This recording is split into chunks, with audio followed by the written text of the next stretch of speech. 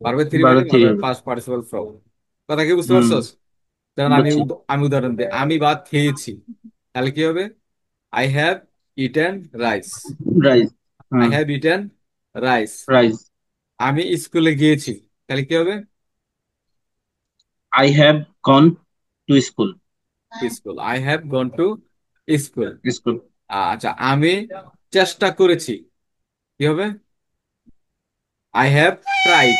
I have try এর tried. 3 নম্বর form হবে I have tried. ঠিক আছে। ট্রাইড। কারণ হুম। আমরা বিকালে ফুটবল খেলেছি, এটা কি হবে? আমরা বিকালে আই হ্যাভ। আমরা we I have have. We have. We have played football in the in evening. The field. In the evening, আমরা বিকালে ফুটবল খেলেছি, এখানে মাঠ বলে নেই। খেলছি। তাহলে we have played football played, ওই যে হ্যাভ এর পরে হ্যাঁ, প্লেড, উই হ্যাভ প্লেড বুঝছি। Football in the